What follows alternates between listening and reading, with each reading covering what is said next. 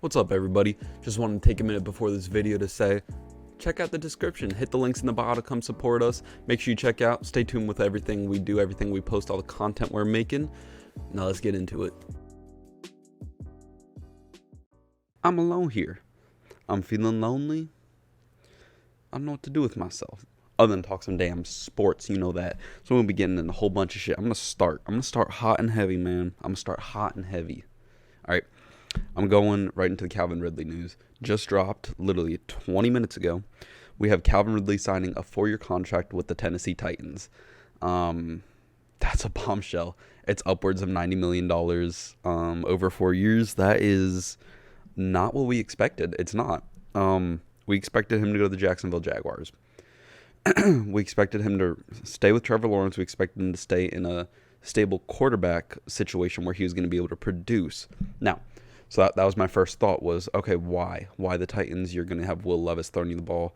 Obviously, we like Trevor more than Levis. Why? Because so then as the week progresses, as free agency progresses, we figure out, okay, well, the Jaguars are going to go out and sign another receiver, but they still want Calvin Ridley. So we go, okay, I mean, sure. We see the Jaguars take Mac Jones, trade a 6th-round pick for him. We go, okay.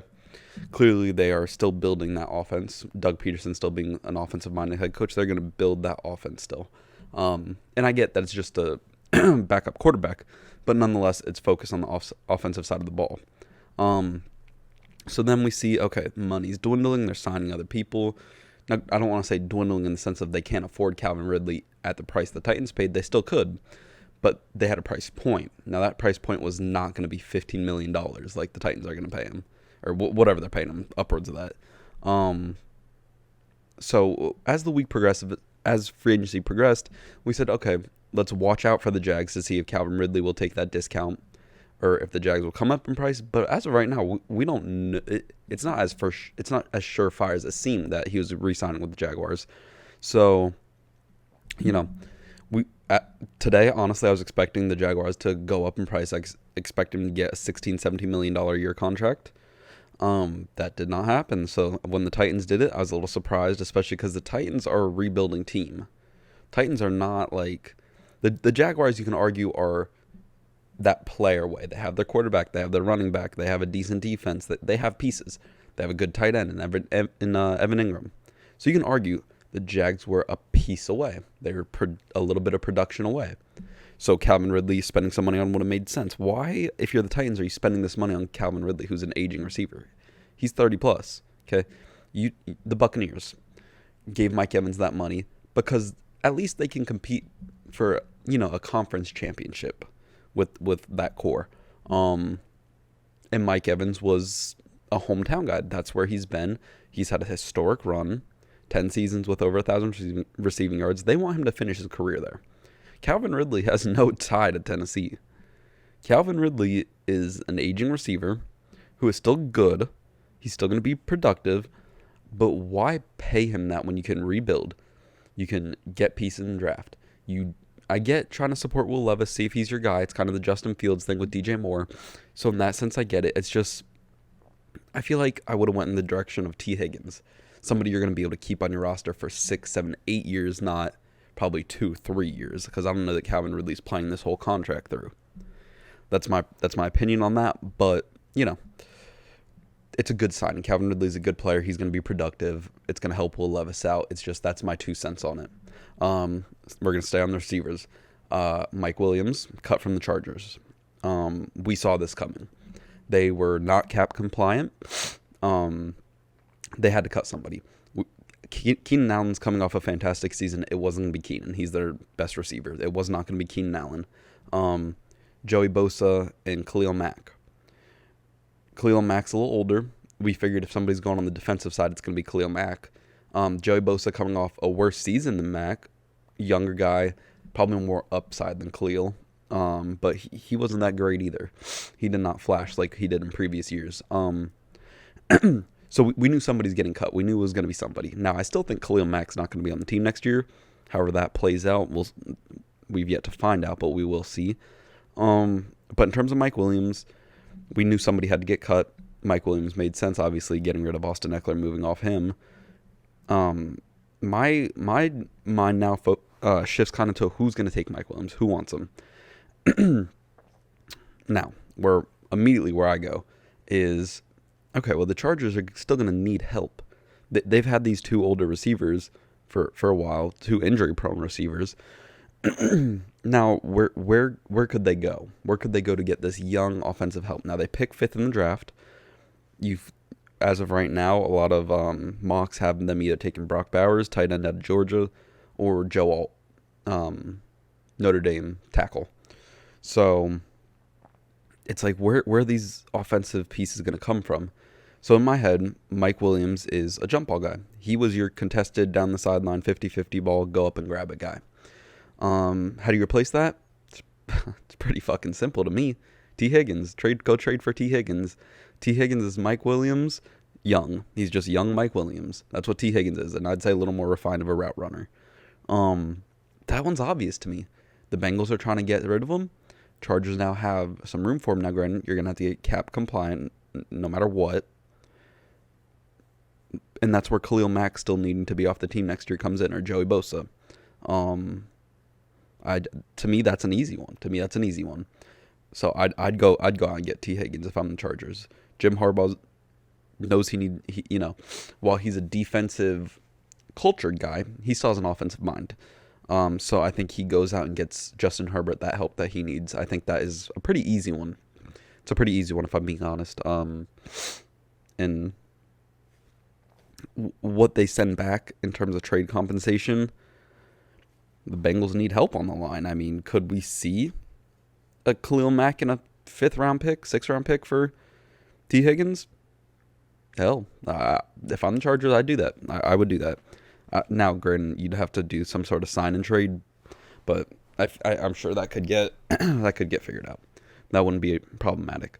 All right, still staying on the wide receivers. We got Hollywood Brown, Marquise Brown. That's a tough fit for me. He's been injury prone. He's obviously one of your. He's a Calvin Ridley type, route runner, speedster. That's really what Hollywood is. Very successful in Baltimore with Lamar, down here in Arizona. Where he fits is tough. Where Hollywood fits is going to be tough for me to figure out. Right now, I think the Chiefs are the best fit. I've been saying, get Mahomes help around the line of scrimmage. Rashee Rice is a good route runner. I don't know that I'd call him a number one. He's a number 2 receiver. And so is Hollywood. Hollywood is not your number 1. But while Travis Kelce's there, if you can put 2 number 2 receivers around Travis Kelce, that's just as functional. And they've won the Super Bowl 2 years putting jack shit around Travis Kelce. So, Chiefs are going to be fine with or without Hollywood Brown. I just think it'd be a very good addition. It could be like this year's Juju Smith-Schuster. I think they could get him on a relatively good price. Because here's the thing about going to Kansas City. And it was the same thing with going to New England or Tampa when Tom was there. You go there, you're going to produce because you have a good quarterback. You have a quarterback that's going to make the right reads. As long as you do your job, they're going to do yours, and you guys are both going to have productive seasons off of each other. So if I'm Hollywood Brown, am I taking 2 years, or 1 year, $7.5 million? Am I taking 2 years, $16 million? Hell yeah, I am. I'm going to go there and produce it. I'd take less than that. I really would. 1 year, $5 million. Give it to me. 1 year, 4.5. I'll take it. I'm going to go there. I'm going to reestablish myself as the guy people want, as a very reliant receiver. Reliable, my bad. And that's what I'm going to do. And then I'm going to move on after that, unless Kansas City wants to extend me. And I'm going to find a team that's going to give me that 2 years, $20 million. Because, Hollywood is not going to get Tyreek Hill money. He's not getting that. 2 years, $24 million. 2 years, 22. 3 years, 35. Whatever you want to give Hollywood, get the longer term, more money deal. But that's where I'd go if I'm him. I'd go there. I could see him doing Atlanta is a name that I'd throw in there. Kirk Cousins. Atlanta's gonna want somebody else. The Bears. I think the Bears can make a push for him. Get Caleb / Justin, whatever the hell's happening there. Some more help. I think that's the play for Hollywood. Go somewhere, unless you're gonna sign a long contract for less money in Chicago. Go to Kirk Cousins. Go to fucking Josh Allen. Go to Patrick Mahomes. Go somewhere where you're gonna be productive and be able to get at least an extension. I'm not. You're not. Hollywood's out of the conversation for number one receiver money. Go somewhere where you're gonna have some money. You know, go somewhere you're gonna have some years left on that deal. That's what I think is best for him. Go somewhere you're just gonna produce. That's the bottom line. All right, let's see what we got. We got the notepad out because so much shit has happened. All right, we're gonna get on a couple linebackers I want to talk about. I think the big one, the Bucks retain Levante David. Probably, you can make an argument he's the best linebacker in the league. I live in Tampa. I don't think he is. I think he is the best linebacker over the last 8 years. But, we have Fred Warner in the league now. We have Fred Warner in the league. It's hard to say, he's the best linebacker. Patrick Queen is a phenomenal linebacker. Bobby Wagner, Roquan Smith, whoever you want to talk about, Levante David, sure, whatever. Call him the most intelligent linebacker because of the experience. Give him that. I'm rambling. Anyway, Bucks retain Levante, obviously a great keep. Somebody similar to Mike Evans when they retained him. Somebody you just want to finish their career in Tampa. There's not a whole lot to say about it outside of this keeps them in that window of last year where we can win this division, we can win a playoff game, and if we heat up at the right time, we can make it to the conference championship. They're not going to win a Super Bowl, but this reaffirms that they are not, when you trade Mike Evans, when you trade Levante David, get rid of Devin White, it signifies that you are moving on. You are going to suck for a couple years, but you are moving on to the next generation of guys. So keeping Levante, that shows me that they still believe they're competing, mainly with the Falcons at this point in that division, possibly Saints. Staying on the Bucks, we got, I said linebackers. I'm going to mention this because I saw it.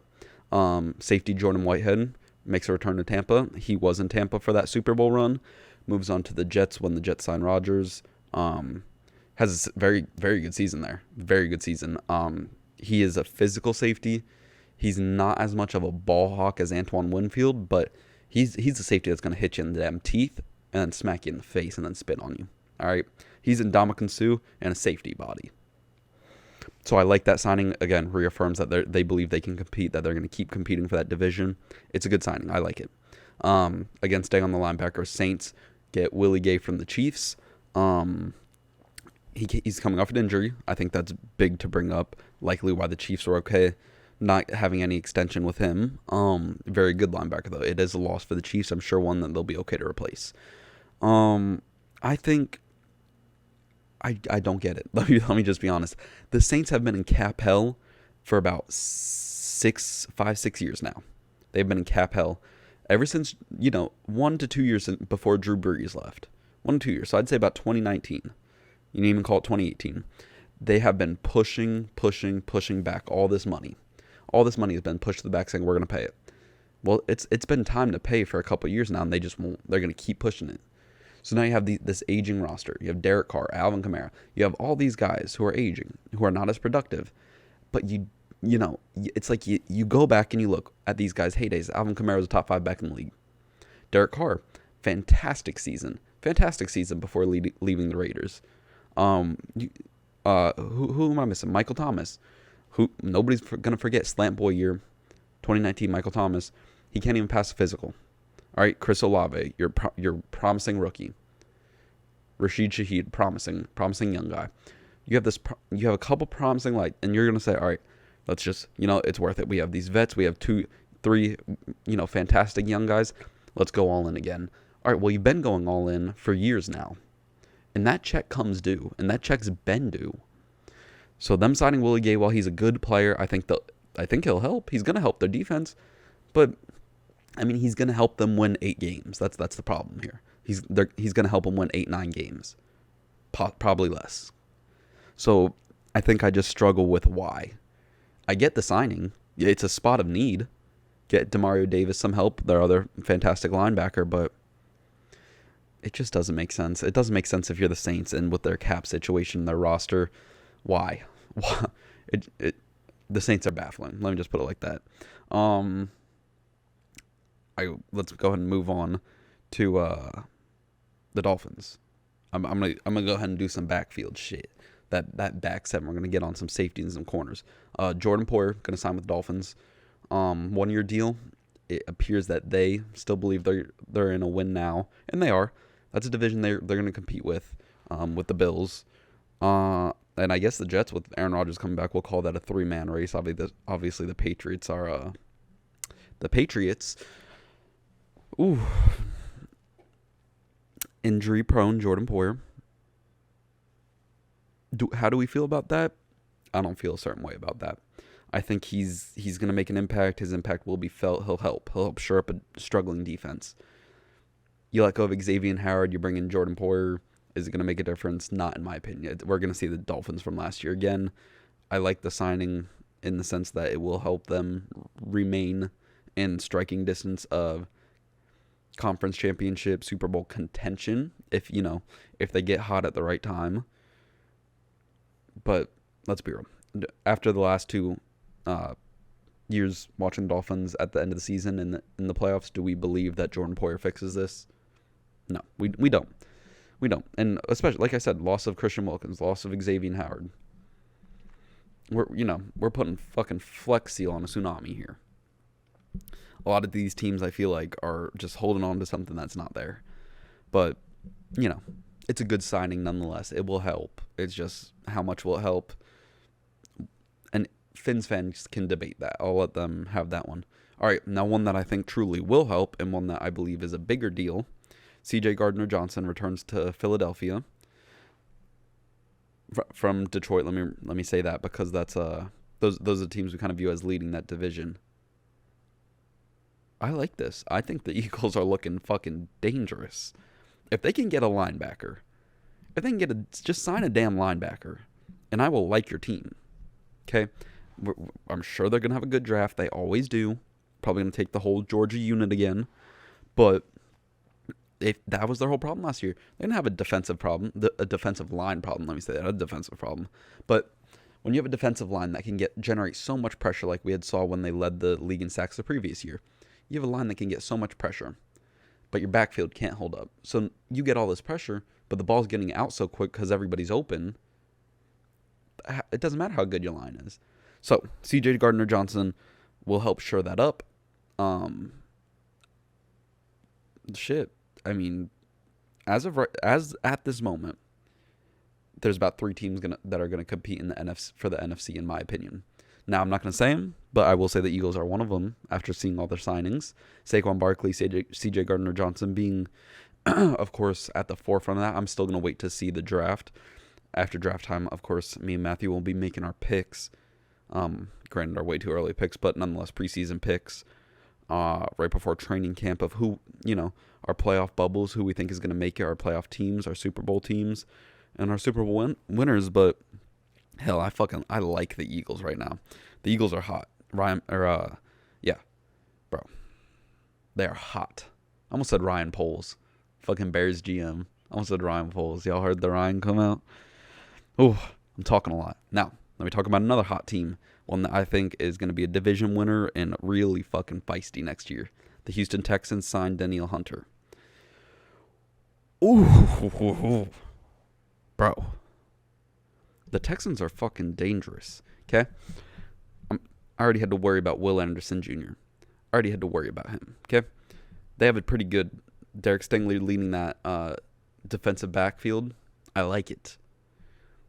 We're going to put Danielle Hunter, who I believe was top 5 in sacks last year. If not, it's going to be like top 7 or some shit. Fantastic last year. We're going to put him across. Now we're going to put a defense that can generate pressure in a backfield that is basically filled with ball hawks. That's every player's DNA in that backfield. I looked over their damn depth chart just to make sure I wasn't making shit up. They some ball hawks. I'm talking leading back to their college days. They were fantastic in college. They led their teams at interceptions, some of them. But I love that. I love that pairing. And it's not one I saw coming. It's not. So that pairing is fantastic. That's one that I believe is beyond helpful. It's a great signing. It's expensive, but, what edge rusher isn't. I believe it was fair in terms of, price to production. It's a good signing. Texans are 100% one of the teams I'm looking out for. They, when the Bengals went to the Super Bowl against the Rams in 21, that team is what I'd compare to this Texans team. If they can just get one more receiver, they're the 21 Bengals. So, nonetheless, that's a team I love. What else do we got? We got. Sorry, I gotta read. Oh, some 49ers moves. The release of Eric Armstead. Fuck that. I care. Now, this is really what I want to talk about in terms of what's happening in the 49ers. I guess decision room, GM, head coach, whoever we want to say is making these decisions, because normally it's a culmination of all. I don't want to just say the GM. I think we see them feeling the effects of Trey Lance. Bar none. They're feeling the effects of Trey Lance. They have not been able to acquire young talent through the draft because of that trade. And they're feeling that. Some of these depth positions that normally they could keep next man up. All right, Eric Armstead, you're getting too expensive, but we have a very promising young rookie who's going to take your spot and probably do better than you did. They don't have that. They're not able to replace a Dre Greenlaw. They're not able to replace they're not able to get another safety. Talanoa Hufanga coming off the ACL now. Dre Greenlaw coming off that Super Bowl injury. It's like we don't have guys that can slide into those spots. If Hufanga, who thankfully is young, they're going to keep him. But let's say he's an older player and they need to move off him. All right, well, now you don't have anybody because you just traded away your future for a guy that's not even on your roster 2 years later. That's where my issue lies with that 49ers trade, is that now they're going to feel the effects of it. In a team that is still, of course, going to be good. They still likely win that division. Now we have some questions about that really didn't need answering. Because if that trade doesn't happen, you just continue, you draft Brock Purdy. Bro, that's 3 first-rounders that you now have. Plus more. Plus more picks. That's 3 first-round picks that you still retain. And now let's just imagine what this 49ers team looks like with, and not all of them are going to work out. Not all of them are going to be stars, but 3 other first-round guys. Okay, that O-line this year, probably far better, which means Christian McCaffrey, probably more effective beyond what he even was. Receivers, probably a little bit more time to separate. More lethal team. Okay, let's say that they're able to get pass rusher, put on the other side of Nick Bosa. That's a demolition job right there. Let's say they have a safety that's able to slide in when Hufanga gets hurt. Well, nobody has any questions about that back 7. So I think they're just really feeling the effects of that trade, and they're a well-run team. They'll get through it. Nobody questions that, but it definitely makes me question how much I favorite them going into next year for winning the NFC. So that'd really just be my question, is what does the team look like with and without that trade happening? And I think we all agree, without that happening, that team's different. That team's better. But yeah, all right. That was my free agency updates. And I guess some opinions on the 49ers that really didn't have to do with free agency. But nonetheless, wanted to get an episode out, get some updates out for everybody. I appreciate everybody watching. Stay tuned. We're staying with the free agency roll this week. Going to be giving updates, opinions, hot takes. Stay tuned for that. Stay tuned for content coming out. Of course, we have our individual episodes that we do weekly, whether we're updating on some fight cards, whether we're giving predictions on fight cards happening, whether giving predictions on NFL, NBA. We got more NBA coming as that season wraps up and get close to playoff time. All I can say is appreciate y'all watching. Thank you. Have a good one. Have a blessed one. Stay tuned tomorrow for the next one. I hope you enjoyed that video. We appreciate you watching. Thank you for the continued support to everybody. Make sure you hit subscribe below, comment, like, let us know what you think. Stay tuned for all the future content we're posting, and have a blessed one, y'all. Appreciate it.